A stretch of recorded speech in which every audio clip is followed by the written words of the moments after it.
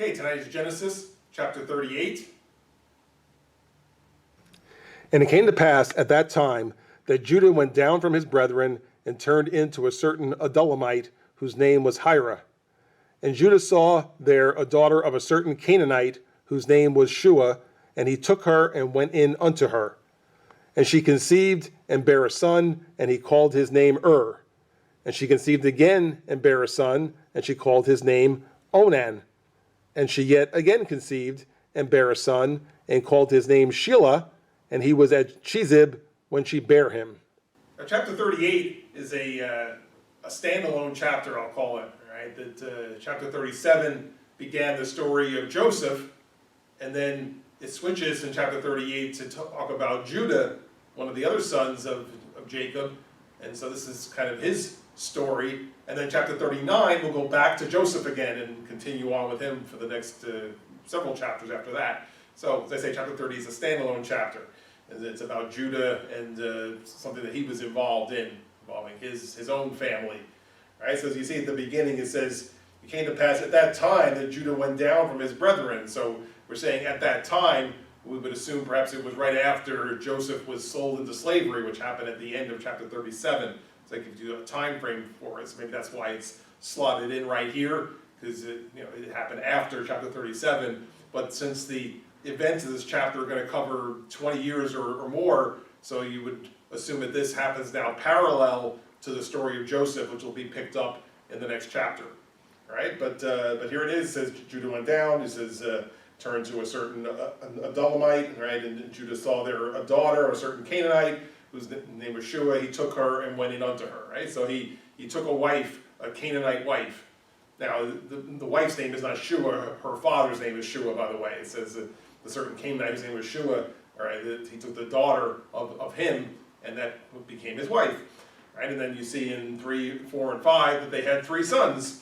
Right, in verse 3 it says verse 4 Onan, and verse 5 Shelah. Okay, so these were the 3 sons of Judah born to him from his wife. And Judah took a wife for his firstborn, whose name was Tamar.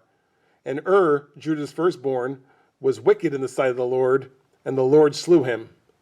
So now many years have passed, because whereas in the other verses he was just having children, all right, 3 sons, 1, 2, 3, all right. Now by verse 6 it says Judah took a wife for his firstborn, so he's already grown up, and the wife's name is Tamar.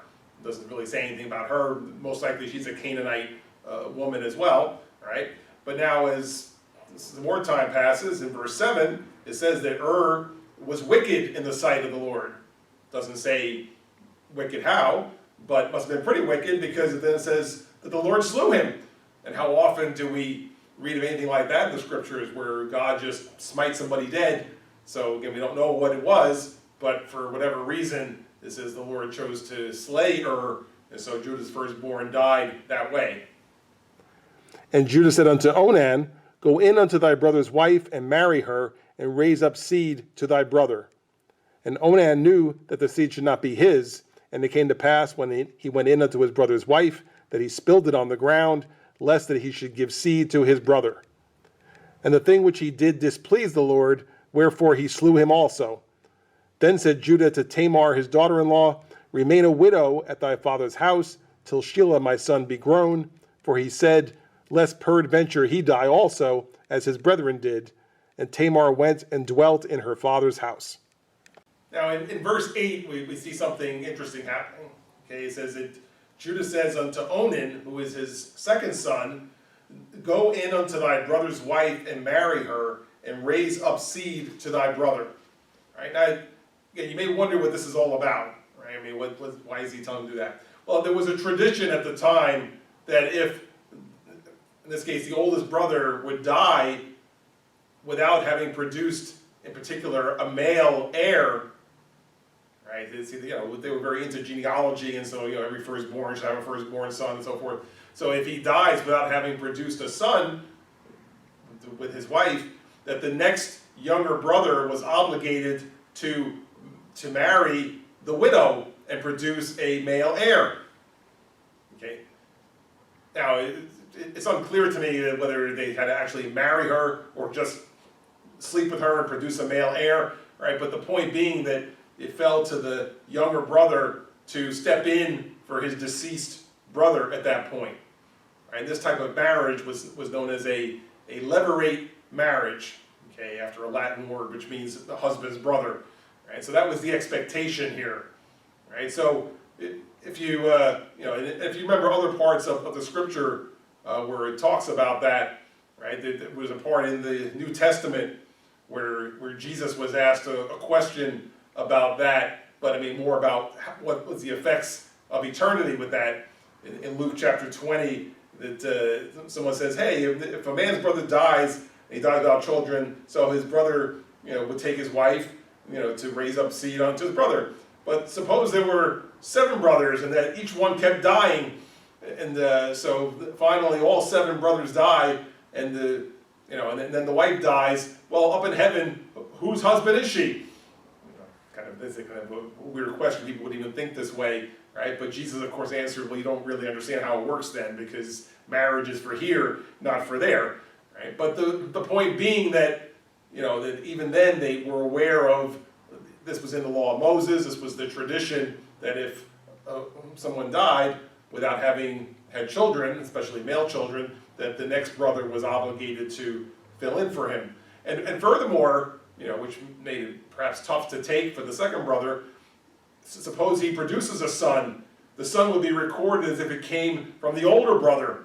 So when they were putting down the genealogy and recording that, it would go, father, oldest son, his son, to his son, and so forth. So here it would be the second brother's son, but it would be recorded in the genealogy coming under the oldest son. So anyway, that's what was expected here, that Onan would produce a male heir on behalf of his deceased brother Okay, and I'll just add one more thing, right? That I find this almost a little humorous. It was written into the law of Moses that this would work best this way, and in Deuteronomy chapter 25, it describes that. Right, and I'm just going to read a few verses that describe that, because again, I find it very interesting how it's even described. It says, If brethren dwell together, this is the beginning of verse 5, by the way. If brethren dwell together and one of them die and have no child, the wife of the dead shall not marry without unto a stranger. Her husband's brother shall go in unto her and take her to him to wife and perform the duty of a husband brother unto her. Okay, so that was their requirement. And it shall be that the firstborn which she beareth shall succeed in the name of his brother which is dead, that his name be not put out of Israel. That's what I said earlier, that the son from the second brother goes under the name of the deceased first brother. Now, the next part says, what happens if the second brother is not willing to do this? It says, and if the man like not to take his brother's wife, then let his brother's wife go up to the gate unto the elders and say, my husband's brother refuses to raise up unto his brother a name in Israel. He will not perform the duty of my husband's brother. Then the elders of his city shall call him and speak unto him. And if he stand to it, in other words, if he sticks by that, and say, I like not to take her, then shall his brother's wife come unto him in the presence of the elders, and loose his shoe from off his foot, and spit in his face, and shall answer and say, so shall it be done unto that man that will not build up his brother's house. And his name shall be called in Israel, the house of him that hath his shoe loosed. Okay? So that was actually in the law of Moses, right? So it was expected that the husband's brother would step in and make a baby on his behalf. If he refused, then the widow could come and take off his shoe, spit in his face, and that the man would be known as he who has his shoe loosed. Right? Now, of course, that was even later that was put in the law of Moses. So right now it was just a word of mouth tradition. I mean, the house of Israel is just getting started here, so it's just a tradition at this point. Still, the expectation was there. So with all that being said, now in verse 9, it says that Onan, the second son, knew that the seed should not be his. Okay, so he knows that any son he produces is not going to come under his name. And so it came to pass that when he went into his brother's wife, right, so he expressed a willingness, I guess, to have sex with her, but it says in a surprisingly graphic moment here, it says that he spilled it on the ground lest he should give seed to his brother. all right? So in other words, he was willing, I guess, to have sex with her, but at the last minute, what should have gone into the woman to make a baby instead went on the ground. And so this is what he did, that therefore she would not obviously become pregnant, and but yet he still had sex with her, so kind of mean in this way and underhanded. And so for whatever reason that he thought to do it that way, what he did was displeasing to God. Right? I mean, I guess if he didn't want to do it, he should have said, I don't want to do it. Right? But having done it this way, as it says in verse 10, the thing which he did displeased the Lord, wherefore he slew him also. Okay? So God wasn't fooling around at this point. Right? If you do stuff that's displeasing, he killed you. So here now the second son of Judah is also dead. And if you remember, he had 3 sons, so there's only one left. And so now in verse 11, all right, he kind of addresses that. I mean, so still the same tradition is in place that, all right, you should now go to the next son. But apparently the next son is too young at this point, all right? He's too young to be married and be a father and such, all right? So that's why he tells, Judith says to Tamar, daughter-in-law, remain a widow until Shelah, my son, is grown, the 3rd son, all right? And so, I have no more grown sons to give you, so just, stay a widow, wait, and when my 3rd son is old enough, then he can be your husband. He can make a baby on behalf of his oldest brother. All right, but in the second half of verse 11, it seems to be almost like a side note. It says, like actually even contradicting what he said to her. He says, lest peradventure he die also, meaning Shelah, as his brethren did, and Tamar went and dwelt in her father's house. All right, so in other words, he told her, go to your father's house. It was probably, in some other town, really. In other words, out of the immediate area, and then just wait there until my son's old enough. But he's expressing here that really he wants her out of the way because he doesn't really want his 3rd son with her. And now, I mean, not that it was necessarily her fault, but yet, maybe he's thinking she's bad luck.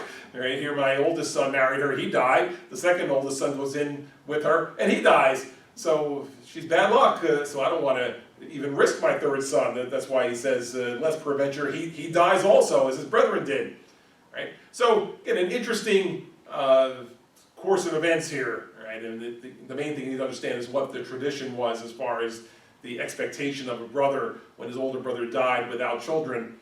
Right? But as you see, what happened, right? That obviously everybody has free will, so it's the tradition, maybe the expectation, but you don't have to do it. So, but in this case, the second brother chose to sort of do it, but really didn't, and so God was displeased with that also.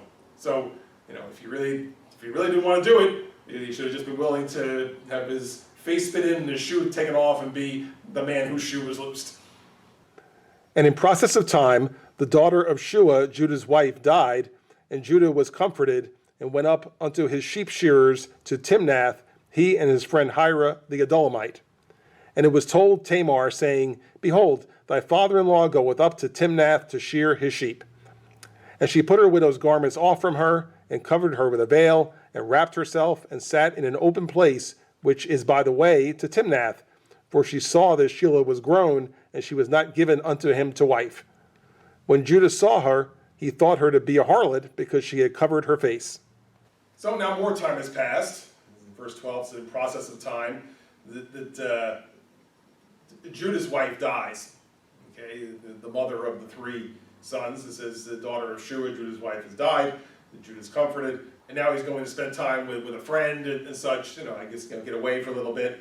And in the course of going there, right, apparently where he's going is near where Tamar, the widow of the 2 older sons, is living with her father as a widow, right? Dressed in widow's clothes, I assume dressed in black, right? So she's still been living there all this time, waiting for Judah to deliver the 3rd son to be her husband, right? But so she's waiting, right? But needless to say, time is passing, and it's probably been long enough now where she's realizing, you know what, he's not going to follow through and do this.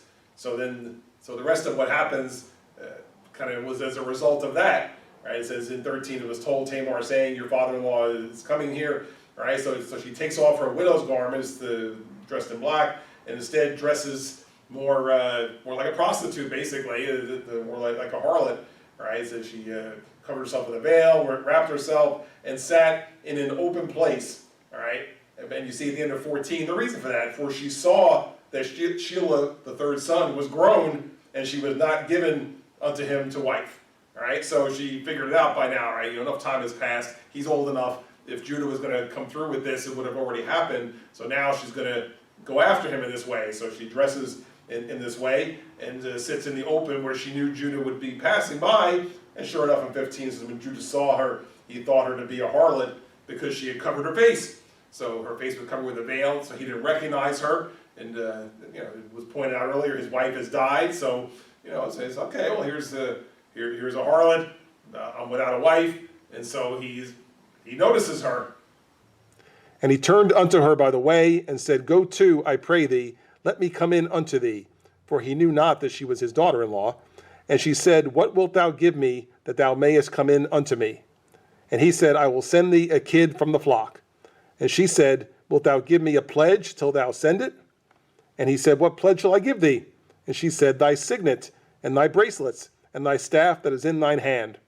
And he gave it her, and came in unto her, and she conceived by him. And she arose and went away, and laid by her veil from her, and put on the garments of her widowhood. So Judah approaches this woman, obviously not knowing who she really was, and is interested in having sex with her.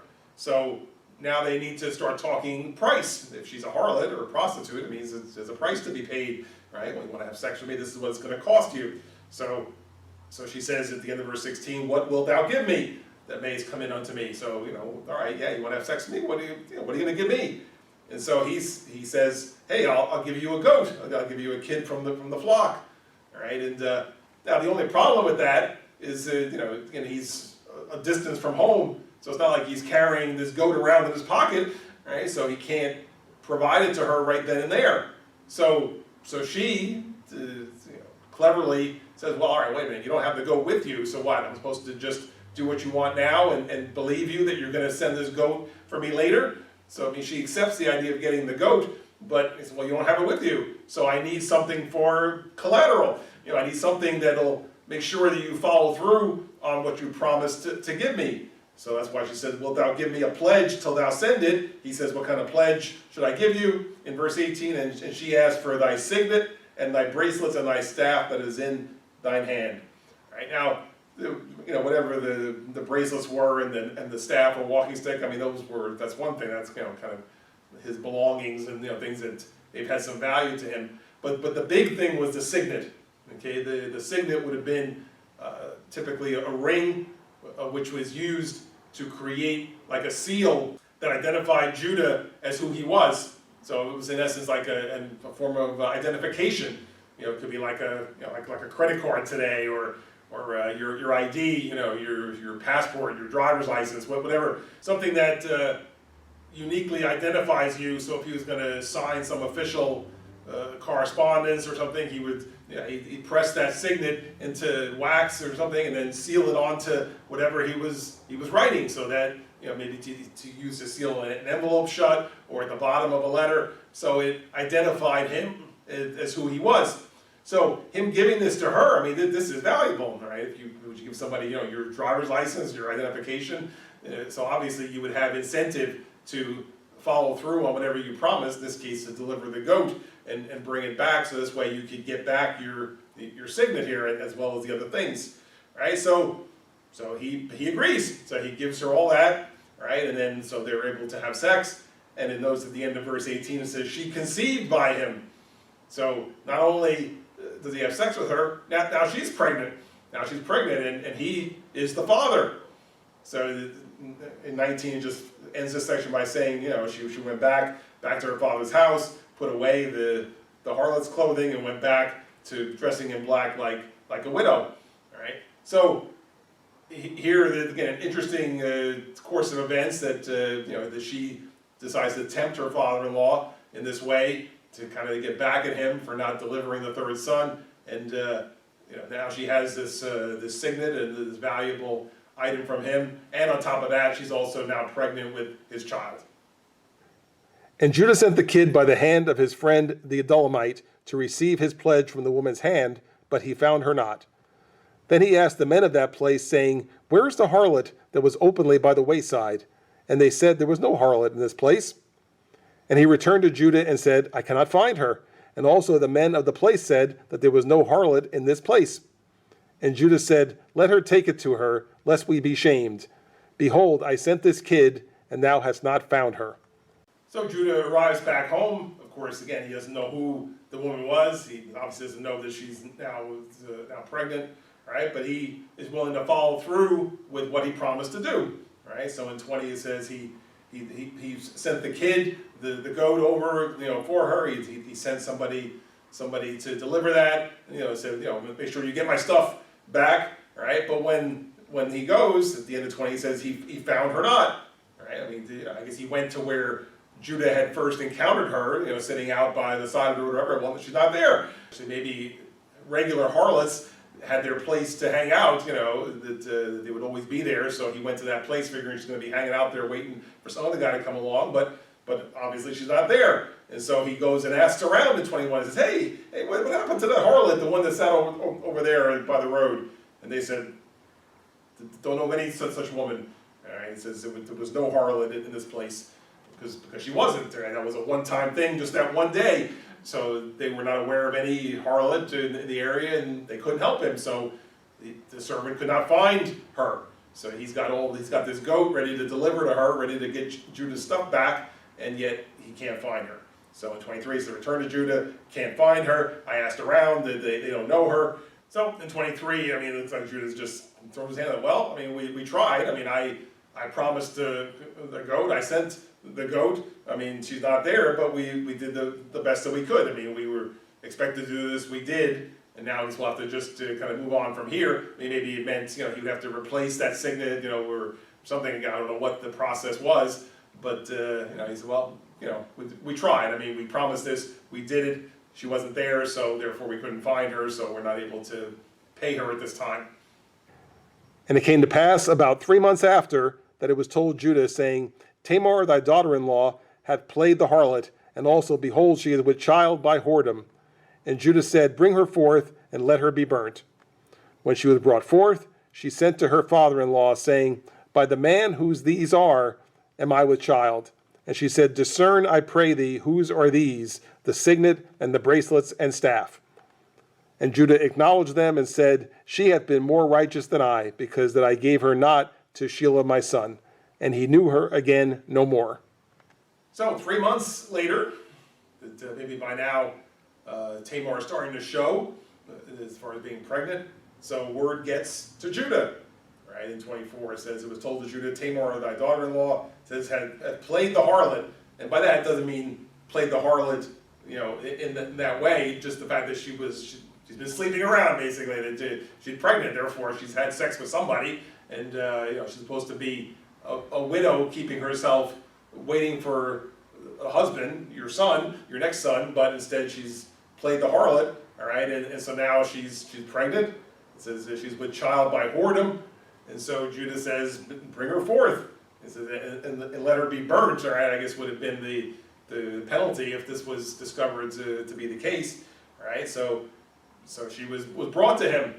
And now in 25, right, see again, this is where she had been smart, all right, it says that when she was brought forth, she said, hey, it says, I know who the father is of my baby. He says, look what I have here. I have a signet, bracelets, and staff, all right, do these look familiar? And so now, of course, the moment of truth here is that Judah acknowledges them. He says, it's mine, it's my stuff, So he realizes what's happened, that yes, she's pregnant, but he is the father. And I'm sure if she's 3 months pregnant, he well remembers, yep, it was 3 months ago, so therefore, yep, I'm the one.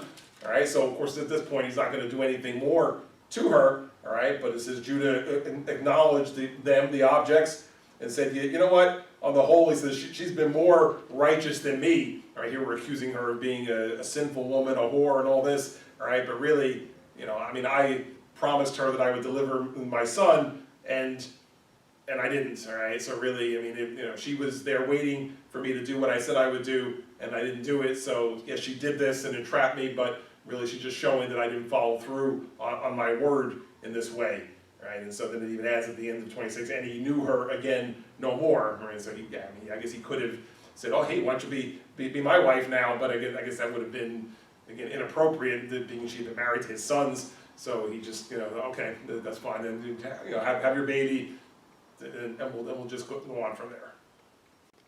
And it came to pass in the time of her travail, that behold, twins were in her womb. And it came to pass when she travailed, that the one put out his hand, and the midwife took and bound upon his hand a scarlet thread, saying, This came out first. And it came to pass, as he drew back his hand, that behold, his brother came out, and she said, How hast thou broken forth? This breach be unto thee. Therefore his name was called Pharez. And afterward came out his brother, that had the scarlet thread upon his hand, and his name was called Zara. Okay, so fast forward another 6 months, right? And it's time for the baby to be born, right? So it says 27, came to pass in time of her travail. Behold, twins were in her womb, right? So on top of it, for being pregnant, she's pregnant with twins, right? And so, and now, again, another odd occurrence happens here, which, some who I've shared this with even question or wonder how this really could have physically occurred, right? But nonetheless, it says that one of the babies put out his hand, I guess, outside of the womb, and it says the midwife took and bound upon his hand a scarlet thread, saying this one came out first, right? So, I guess obviously you can't see which one it is yet, so she marked this one because it's meaningful. It's meaningful to know who is the firstborn, because they would get some birthright privileges and so forth. Although I guess in these cases it's the fourth born of Judah, but nonetheless, it's important to know who is the older one. So it says this one came out first, right? But it says it came to pass, he drew back his hand, the baby. It says and his brother came out instead. So again, a very unusual arrangement, right? But I'm gathering that based on what happens, that the one who came out first for real now becomes the older one, right? Because his brother came out. It says, and how did this happen? This breach be upon him, therefore his name was called Pharez, right? Which has something to do with breach, right? And then after that came his brother, the one with the scarlet thread on his hand, and his name was called Zara, right? So somehow or other, Zara got his hand out there first, and but yet he didn't come out first. Pharez came out first, and so he would be considered the older one at this point.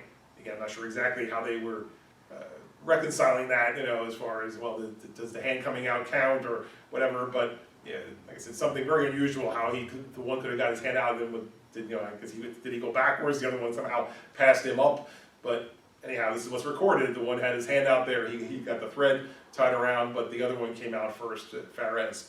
Okay, now, as we reach the end of the chapter, all right, you see it's a very odd chapter with, sexual escapades and so forth, even graphically describing sex in one case, the prostitute, subterfuge, seducing someone, all right? So all this weirdness going on in this chapter. Right? Why is this chapter here?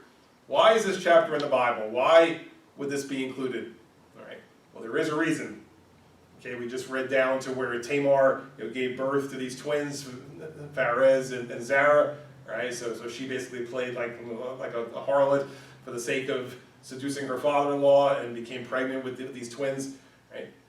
Fast forward many years, okay, to the New Testament, the Gospel of Matthew, right at the beginning, chapter 1. I'm going to read verses 1 to 3. It says, "The book of the generation of Jesus Christ, the son of David, the son of Abraham. Abraham begat Isaac, Isaac begat Jacob, and Jacob begat Judas, or Judah, and his brethren. And Judas, or Judah, begat Pharez and Zara of Tamar. And then Pharez begat Ezram, and Ezram begat Aram, and so forth, down to David, Solomon, and Jesus." Okay? Now, the Son of God, his lineage, we know came from Israel, and we know came from Judah, and it came through through Tamar and Pharez, the older son of the twins that she gave birth to. So here, this baby made in this very unusual way, right? The very immoral way, unrighteous way, however you want to describe it, sinful way, yet produced the lineage that led to Christ. Now, why is this important, or why is it pointed out? Because it shows that whoever we are, whatever mistakes we make, God can still use us. Right? Doesn't mean we should intentionally go out and do these kind of things, all right? But yet, God can use even our mistakes for His purpose. And so therefore, we should not be judgmental of others or ourselves in saying, well, God could never use me, or God could never use you because you've done this, this, and this. God can use anybody for any purpose if He so chooses. And in this case, He took this unusual set of circumstances where Judah, the son of Israel, produces a child with his daughter-in-law, not even knowing who she is, and the son she brings forth is used to bring forth a whole lineage that leads to the Son of God. So that's why this chapter is here, because it shows where this particular son came from, the odd circumstances that produced him, and that it was used for good, even leading to the birth of the Son of God.